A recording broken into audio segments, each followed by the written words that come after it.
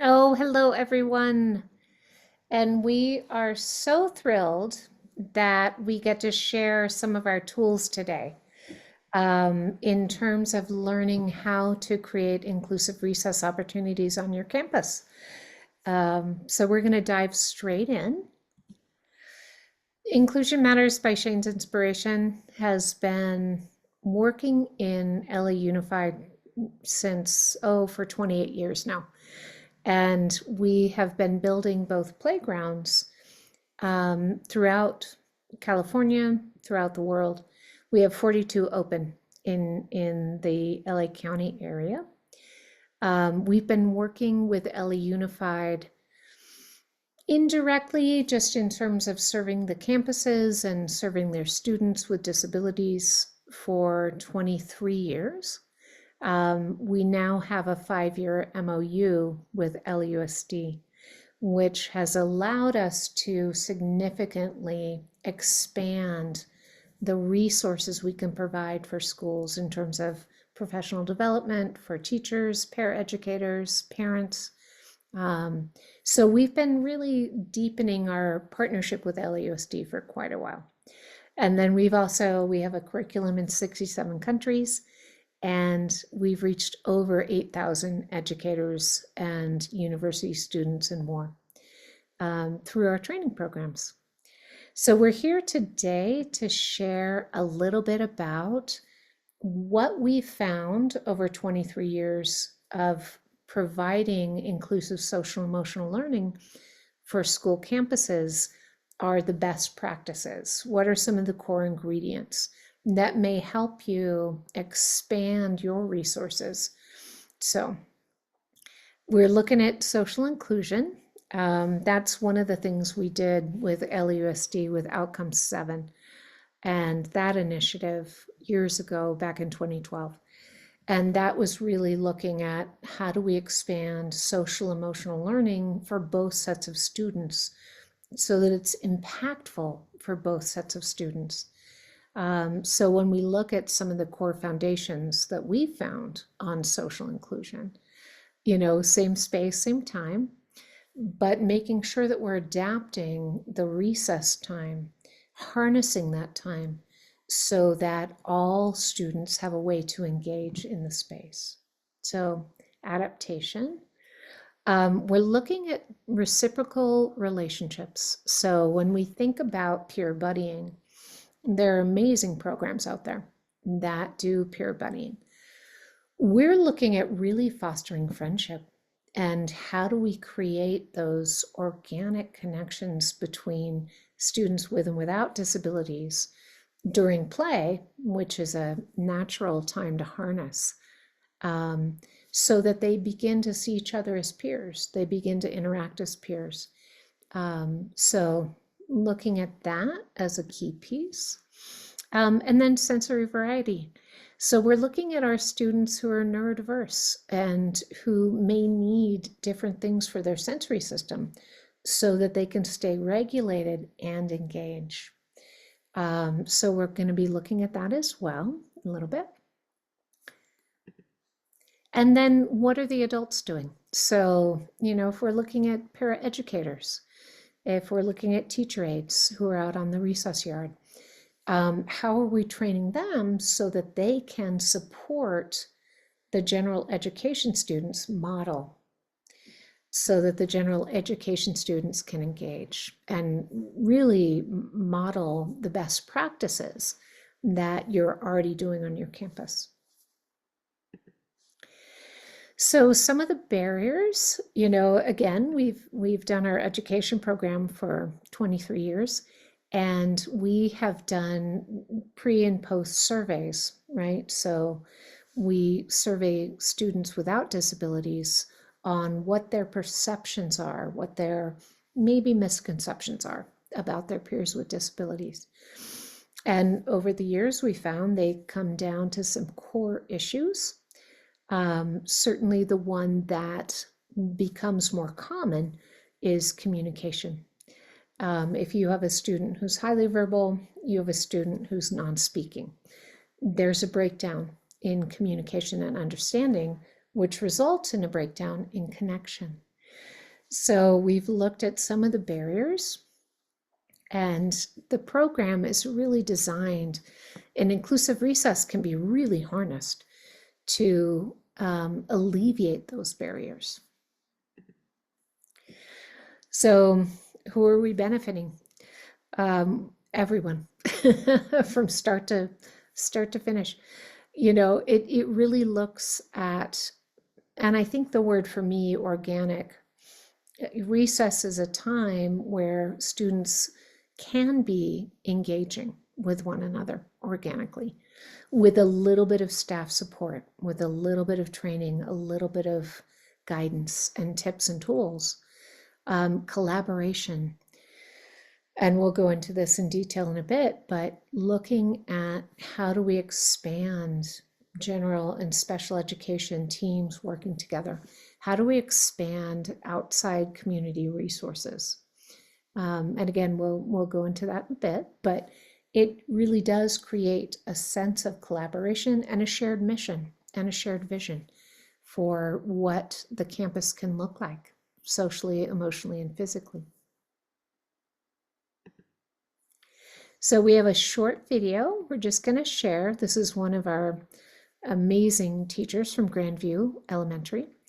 And here are her thoughts. It makes a big difference when typical kids are playing with neurotypical, because they get to learn from each other, both in terms of how to behave, how to interact, and just because they have special abilities doesn't necessarily mean they can't enjoy things and feel things. And so I think it's very important to have this program, because especially nowadays, we need more positivity. We need more opportunities for people can engage, for Inclusion Matters with Shane's inspiration, because with Inclusion Matters, it helps our students learn more and expand more. And actually, my daughter took part in a program like this since she was 2 years old. And now she sees people with whatever the abilities that they have the same way. She doesn't treat them any differently. And I think that's what Inclusion Matters does. Okay. So, oh, you want to jump in, Blanca?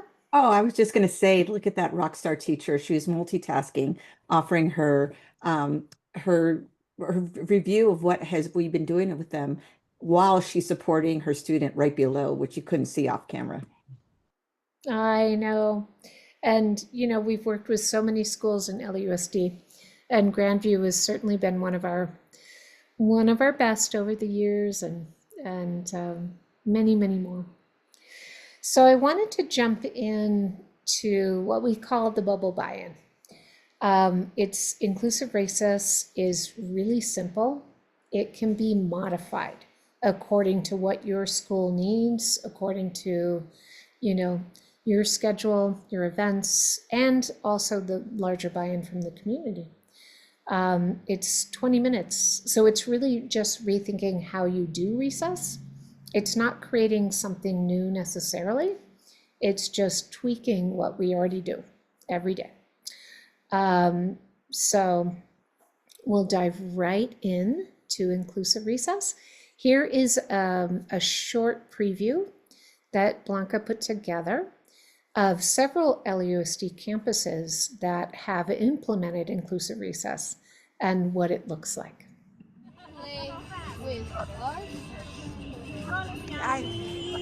I think we're ready to go. What do you think? Oh yeah, he's ready. He's ready.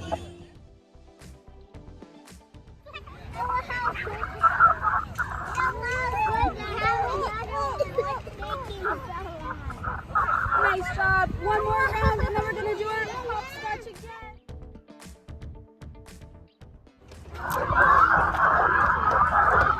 There we go. Nice job. All right, we gotta do one more of those. Let's go back to the top. Oh, you already hold it. Okay.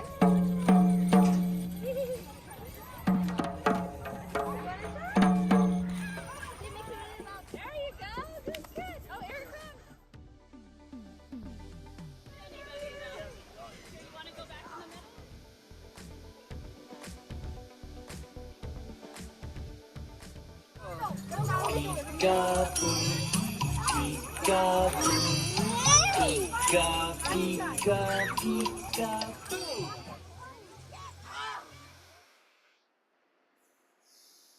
So that's just a short glimpse of what inclusive recess could look like. We always say keep it DIY. It doesn't take a ton of tools. It doesn't take a ton of money. It takes a little bit of training, a little bit of support, but really harnessing inclusive recess is a way to thoughtfully and intentionally engage students with and without disabilities.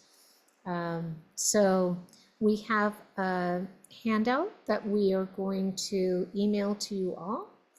And it's just a really simple setup guide for how do we build inclusive recess? What are the steps?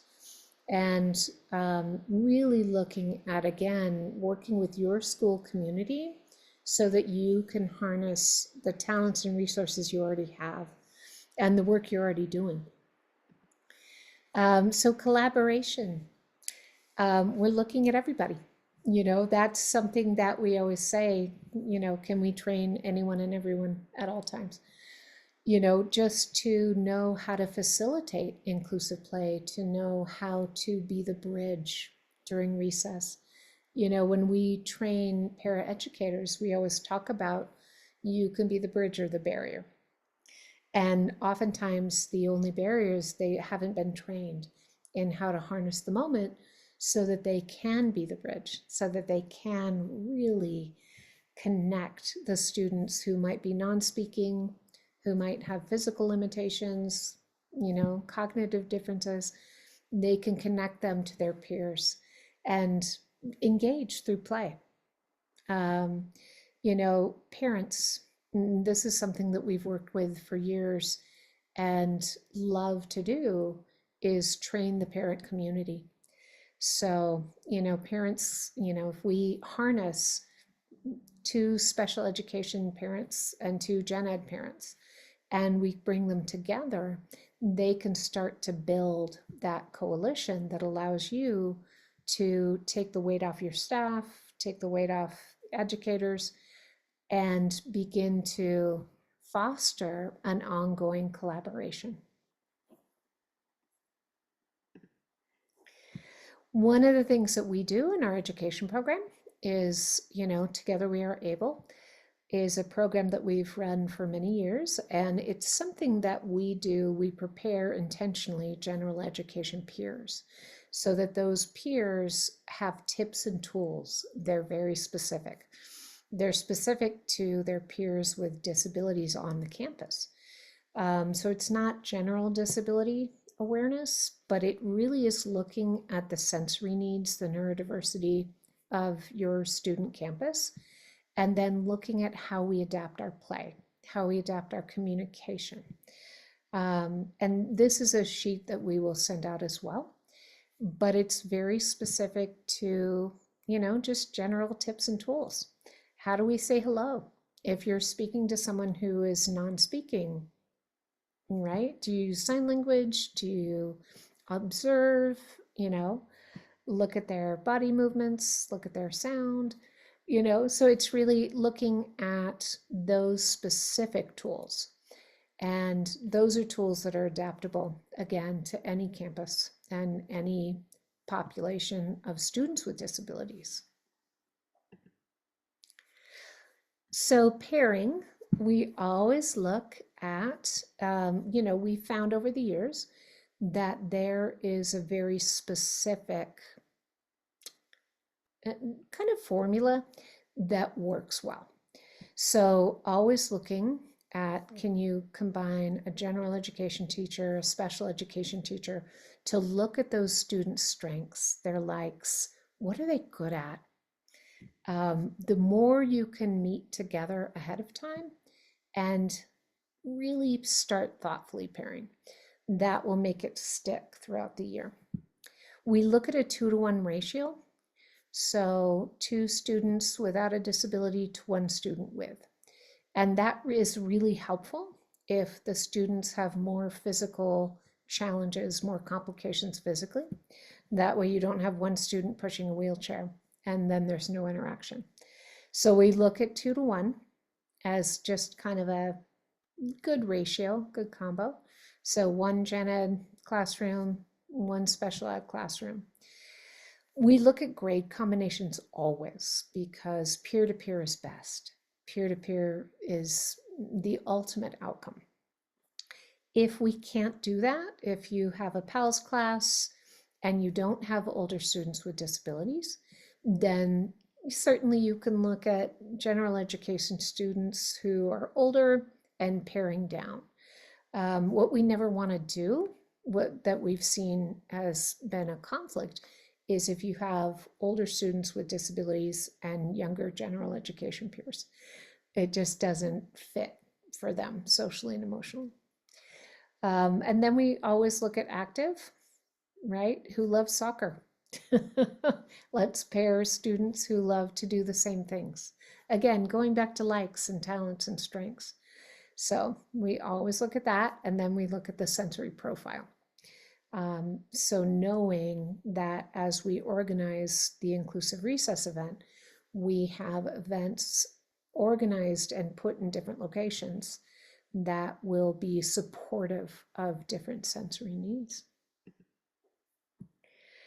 So some of the key ingredients for sustainability training.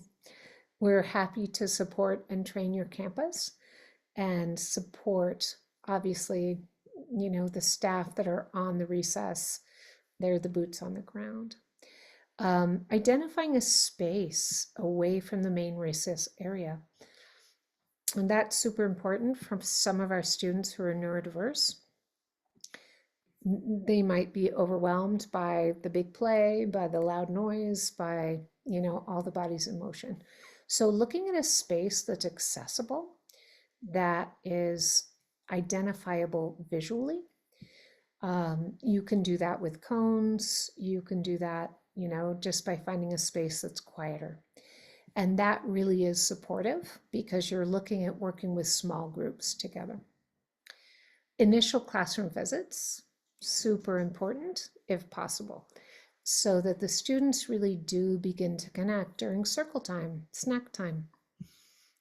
Anything that gets them to see each other visually, that gets them connected to one another, that allows them to begin to get to know each other without the big playground background and the noise. So travel time, if you can allow for 5 minutes in between the recess, that's optimal. That gives the students with disabilities the chance to get there, get into the space, and then the general education students can join them. And then opening and closing, that's a big piece. So before we actually have a play event, we have all the students gather together. We open the space and they all say good morning, we make eye contact.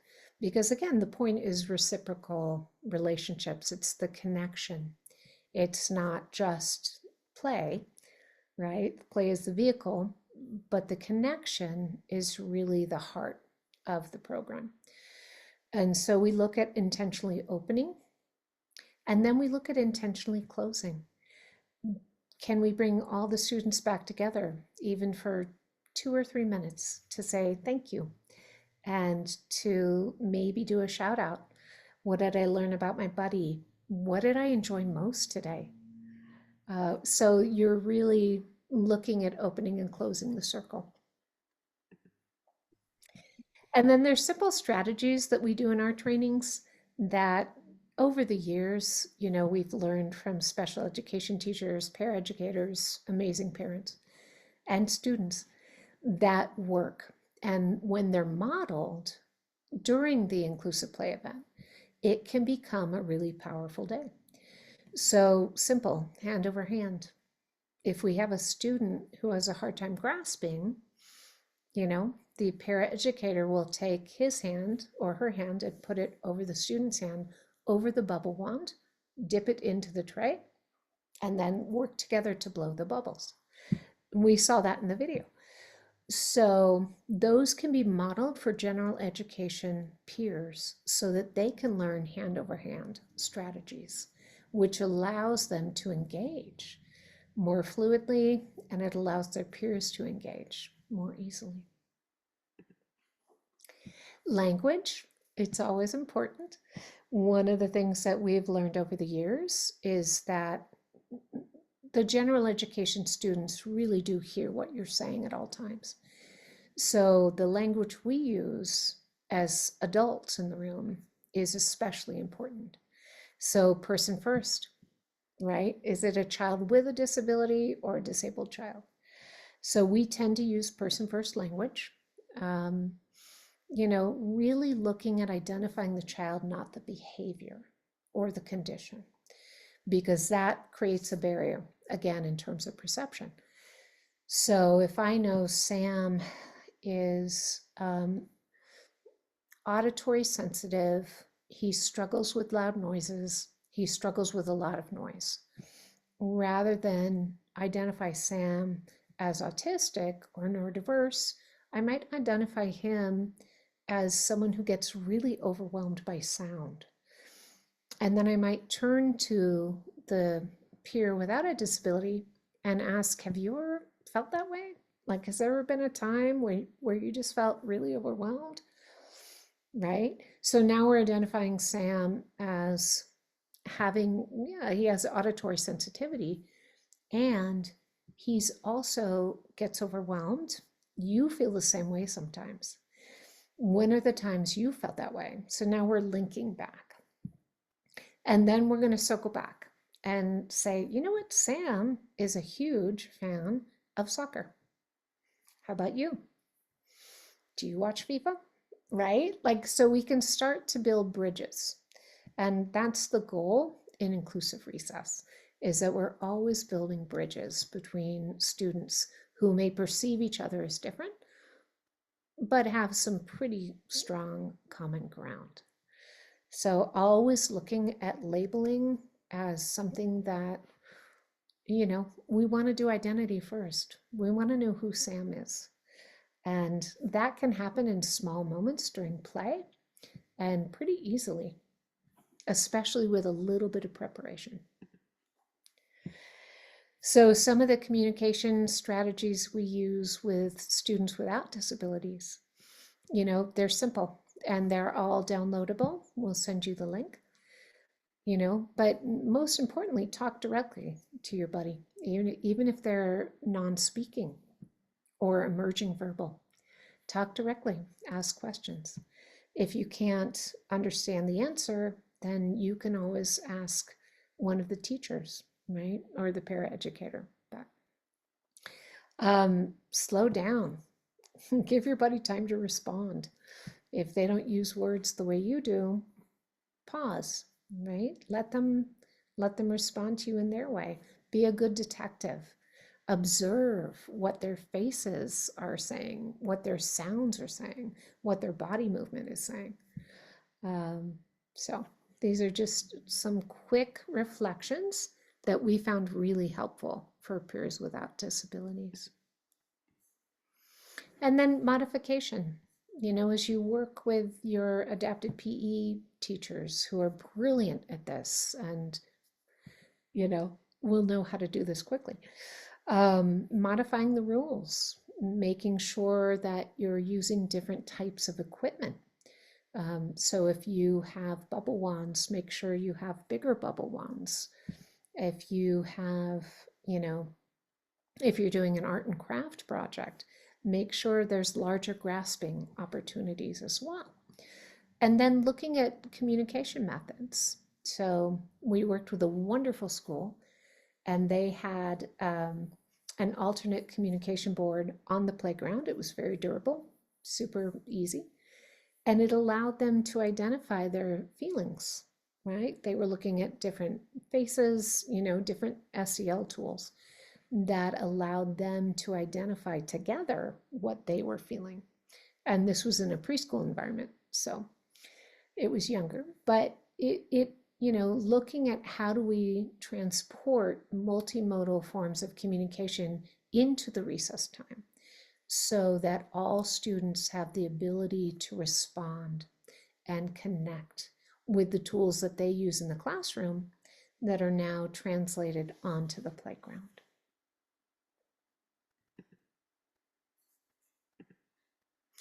And then what can we do after? So recess is a wonderful way to harness inclusive social emotional learning. And it's a very natural way when supported. But looking also at what goes beyond recess. So are we, again, looking at a PTA community that has parents of children with and without disabilities on the same community, that's looking at the moments of play, the moments of connection, whether it's back to school night, whether it's a harvest festival, a school fundraiser. And we're looking at those from the standpoint of our students with disabilities so that they can engage fully. So one example we had, which I thought was wonderful, we were working with a school community last year, and they were looking at their harvest festival, which is, pretty loud. There's lots of music, lots, of movement and activities. And they said, what if we create a quiet corner? What if we create a small zone where parents of students who are neurodiverse could still attend because they're not attending because of the impact? They could attend and find a place to re-regulate, right? So just 10 minutes in the quiet zone, and then their child could go back out and participate. So looking at just how do we shift again, what can we do on Monday? What can we shift that's small, that allows us to support all the students on our campus so that we're really creating that compassionate school culture, that school culture where every child belongs and every parent feels a sense of belonging. So it's just looking at tiny shifts that you can create that might make a difference. We also have a wonderful opportunity, December 8th through 12th. It's Inclusive Schools Week. We've been partnering with LAUSD for the last 2 years. We're entering our 3rd year, and we're very excited about having more schools get involved. So if you want to create just a testament, again, to what you're already doing, that supports inclusion, that supports students with disabilities and without connecting through simple steps. So there's a lot of wonderful resources. So if you sign up, we can send those to you. And if you have any questions, feel free to reach out to Blanca Villarreal, our incredible education program manager, or to myself, Marnie, at inclusionmatters.org. And we look forward to supporting your schools in recess. This is an incredible extension of the inclusion work that LAUSD is doing. So thank you very much. We're excited to be a part of it. Thank you.